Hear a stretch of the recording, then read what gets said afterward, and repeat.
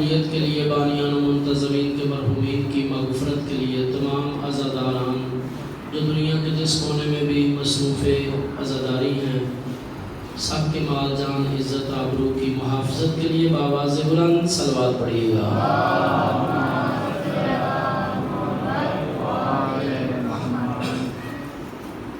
عزیزان محترم، بزرگان دین،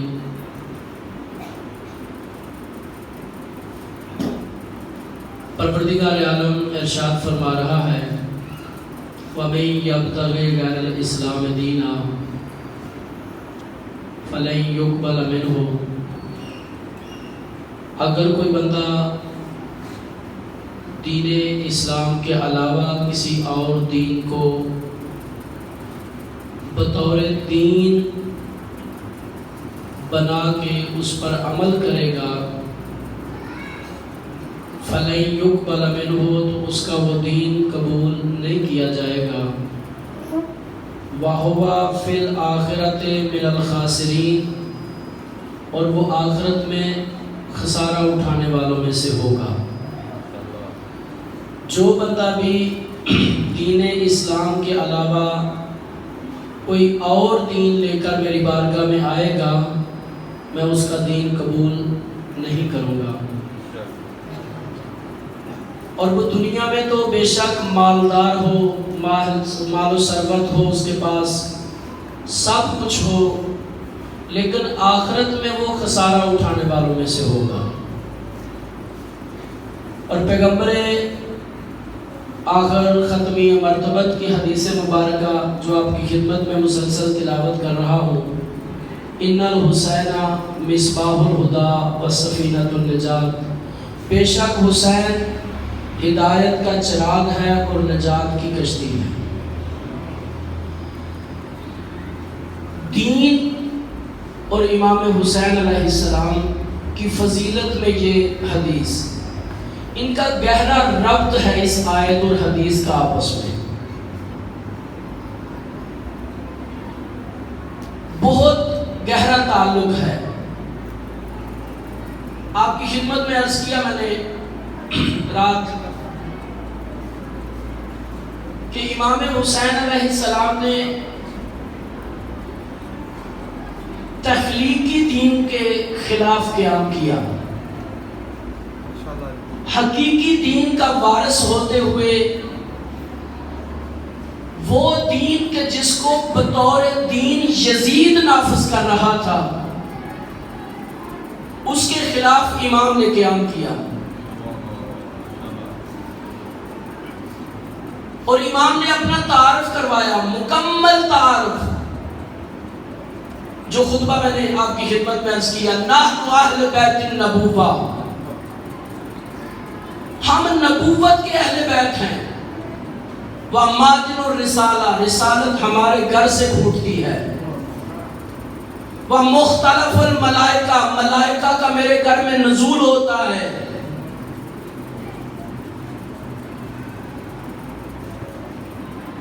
یہ امام مجمع عام میں عوام الناس میں خطبہ دے رہے ہیں۔ جب رات کو امام کے سامنے خط پیش کیا گیا تو امام نے فرمایا کہ رات کی باتیں نہیں ہیں جو میں کرنا چاہتا ہوں، دربار کی بات نہیں ہے جو میں یہاں جواب نہیں دینا چاہتا، یہ بیٹھک کا معاملہ ہی نہیں ہے،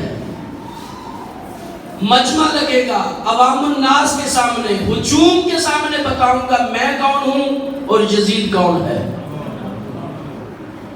میرا کیا تعارف ہے اور یزید کی اصلیت کیا ہے۔ میں صبح بتاؤں گا، نصبہ و تصبح، تم بھی صبح کا انتظار کرو، میں بھی صبح کا انتظار کرتا ہوں۔ صبح پتہ چلے گا کون خلافت کا حقدار ہے اور کس سے بیعت کا مطالبہ کیا گیا ہے۔ اور امام نے فرمایا جب صبح ہوئی، مجمع عام میں امام نے اپنا تعارف کروایا، نحن اہل بیت النبوہ، ہم نبوت کے اہل بیت ہیں، رسالت کی کان ہیں، ملائکہ کا ہمارے گھر میں آنا جانا ہے۔ اور پھر یزید کا تعارف امام نے کروایا،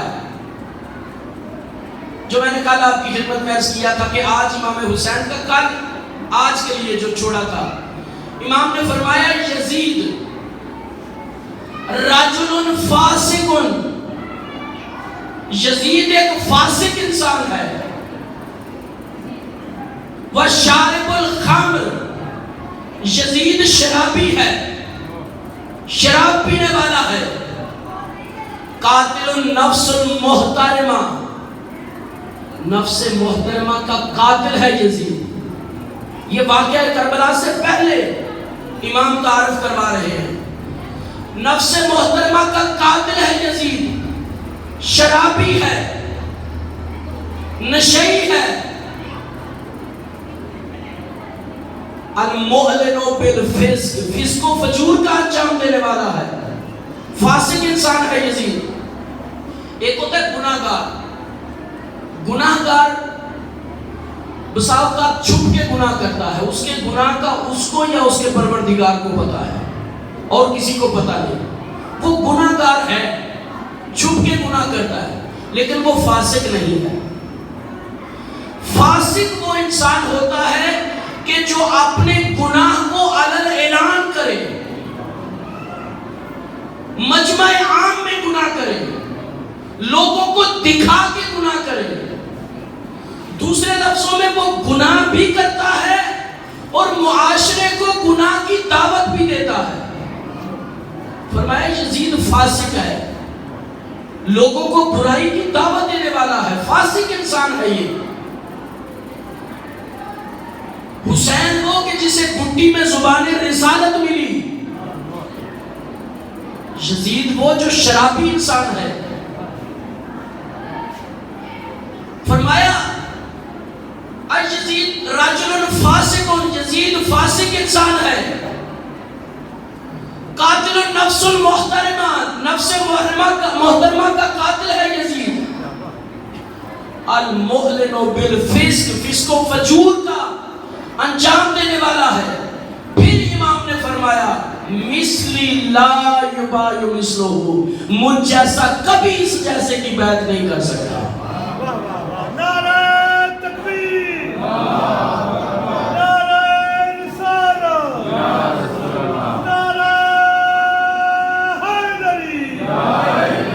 مجھ جیسا کبھی اس جیسے کی بیعت نہیں کر سکتا۔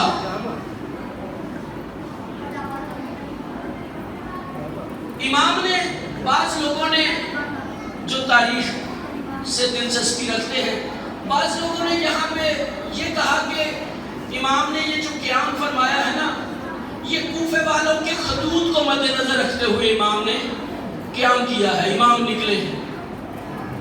اس بندے کو پتہ ہی نہیں ہے، انتہائی نامعقول انسان ہے جس نے یہ لکھا۔ کوفے والوں کو ابھی امیر شام کے مرنے کی اطلاع ہی نہیں ملی تھی کہ جس وقت ولید بن عتبہ کے دربار میں امام فرما رہے ہیں مثلی لا یبای مثلہ، کہ مجھ جیسا اس جیسے کی بیعت کر ہی نہیں سکتا۔ کوفے والوں کے خطوط تو بعد کا معاملہ ہے، امام نے کسی کی ڈھارس پہ مدینے سے نہیں نکلے۔ اور یہ بھی بزرگان محترم برادران کرام یاد رکھیے گا کہ امام اس لیے بھی نہیں نکلے کہ بیعت کا مطالبہ کیا گیا تھا، بیعت کا مطالبہ بھی یہ درمیان میں نہیں ہے کہ اس وجہ سے امام نے قیام کیا ہو۔ اور بعض لوگوں نے بکواس کی کہ امام کا قیام اقتدار کے لیے تھا، امام کی جنگ اقتدار کی جنگ تھی۔ نہیں، اقتدار کی نہیں، امام کی جنگ اقدار کی جنگ تھی۔ امام اقدار کے لیے، ویلیوز کے لیے اٹھے تھے۔ اگر کوفے والوں کے خطوط کو بہانہ بنا یا اس کے لیے نکلنا ہوتا،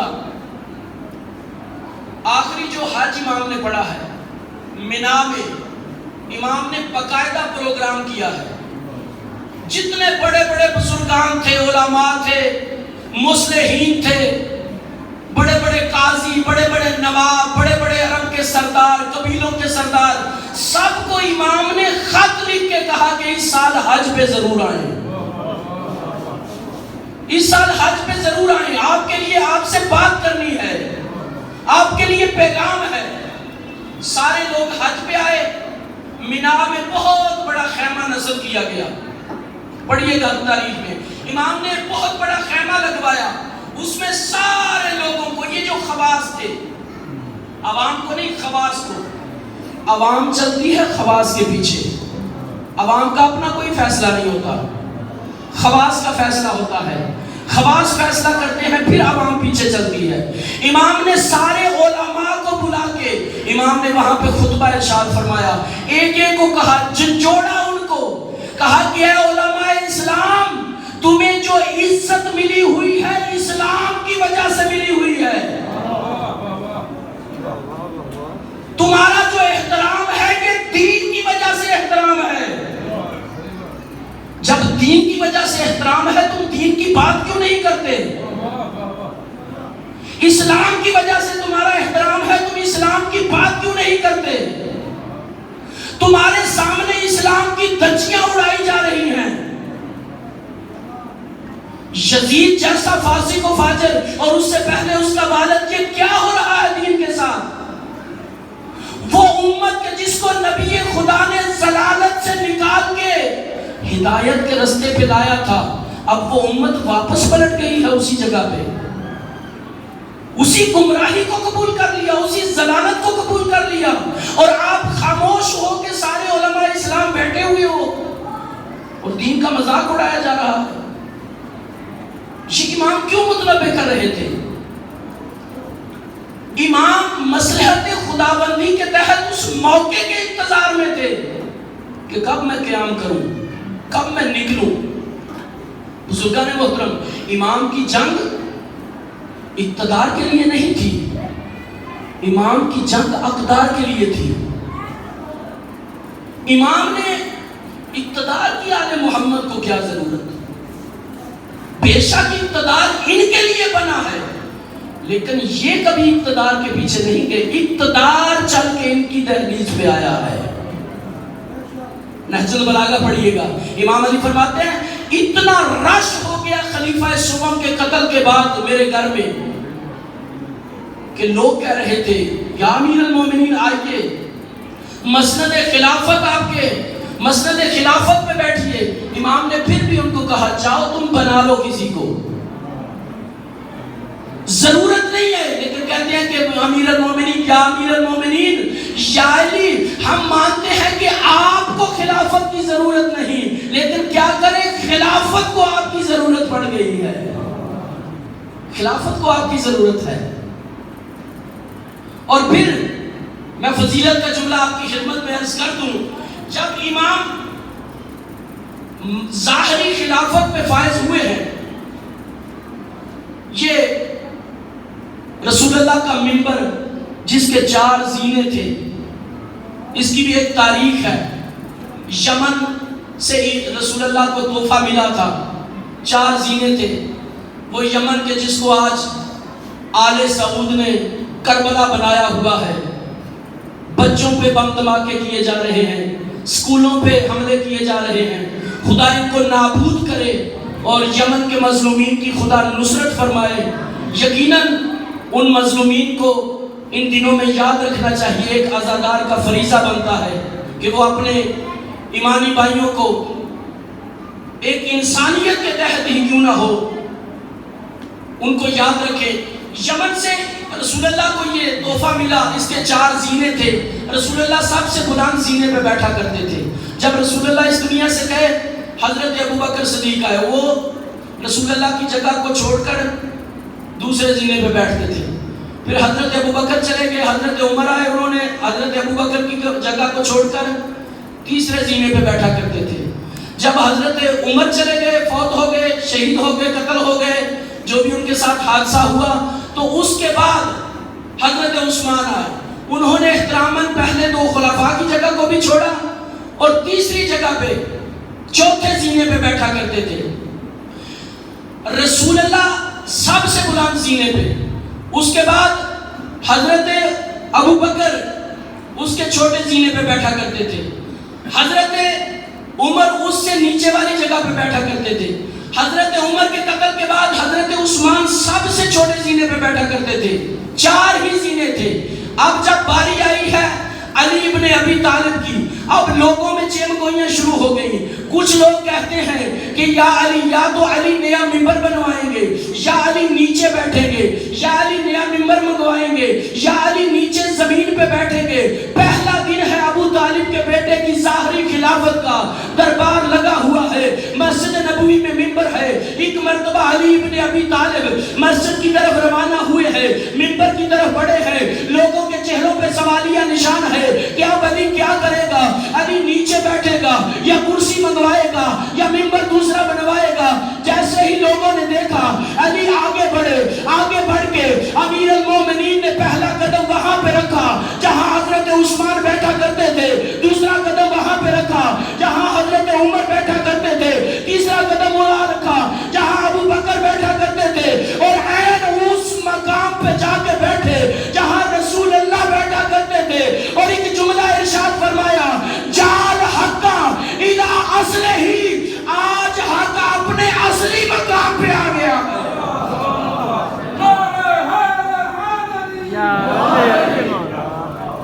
آج حق اپنے اصلی مقام پہ آ گیا ہے. جیسے ہی رسول اللہ کی جگہ پہ علی ابن ابی طالب بیٹھے ہیں، علی ابن ابی طالب تشریف فرما ہوئے،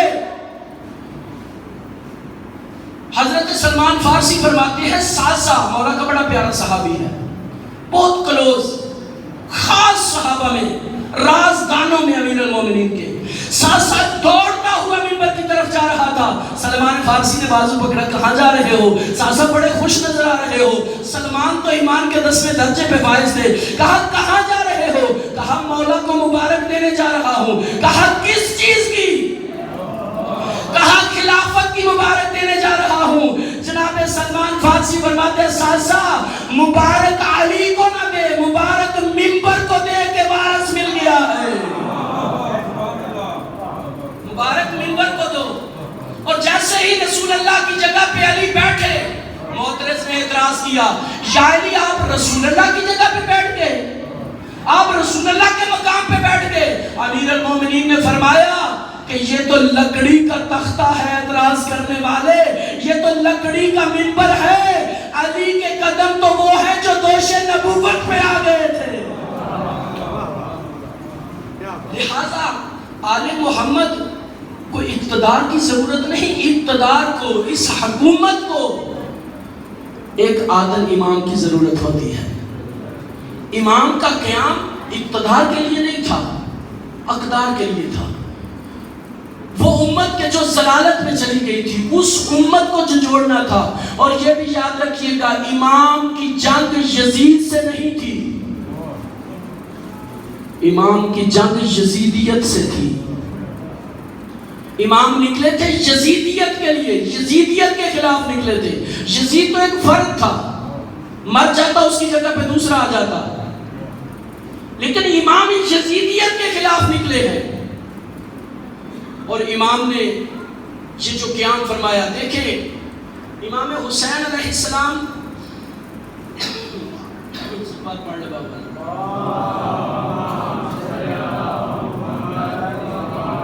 امام کے نام پہ کروڑوں اربوں جو ہے وہ آج خرچ ہو رہے ہیں. لوگ امام کے نام پہ مختلف اپنے اپنی رسم، اپنے اپنی علاقائی رسموں کے مطابق عزاداری کر رہے ہیں. میں غلط نہیں کہتا رسموں کو، اپنی شریعت نے منع نہیں کیا ان رسومات سے کہ جو رسومات دین سے نہیں ٹکراتی. اپنے اپنے طریقے کے مطابق، مثال کے طور پر پنجاب کی اپنی عزاداری ہے، سندھ کی اپنی عزاداری ہے، بلوچستان کی اپنی عزاداری ہے، ہندوستان کی اپنی عزاداری ہے، فارس کی اپنی عزاداری ہے، عرب والوں کی اپنی عزاداری ہے. اپنے اپنے طریقے کے مطابق ہر کوئی امام کے نام پہ عزاداری کر رہا ہے. لیکن بزرگان محترم یاد رکھیے گا، ایک طالب علم ہونے کے ناطے سے پیغام ہے، جو ہم امام کے نام پہ کریں وہ حسینیت نہیں ہے، بلکہ حسینیت وہ ہے کہ جو امام دین کے لیے کرے، جو امام دین کے لیے اقدام کرے وہ حسینیت ہے. حسینیت کیا ہے؟ قیامت تک دین کی بقا کے لیے امام نے ایسی جنگ لڑی ہے جو اقتدار کے لیے جنگ ہوتی ہے اس میں بچوں کو ساتھ نہیں لے جایا جاتا. جو اقتدار کے لیے جنگ ہوتی ہے اس میں طاقت چاہیے، قوت چاہیے، پاور چاہیے، پہلوان چاہیے. لیکن جو اقدار کے لیے جنگ ہوتی ہے اس میں حوصلہ چاہیے، اس میں جذبہ چاہیے، اس میں ایمان چاہیے، اس میں ایمانی قوت چاہیے، پھر اقدار کی جنگ لڑی جاتی ہے. بزرگان محترم، آخر اس امت کو کیا ہو گیا تھا کہ امام اٹھے اور سب کو جھنجھوڑا، سب کو آگاہ کیا، سب کو جگایا. رجب میں امام نکلے، شعبان میں امام مکہ میں پہنچے اور تقریباً 3 ماہ کے قریب امام مکہ میں ٹھہرے.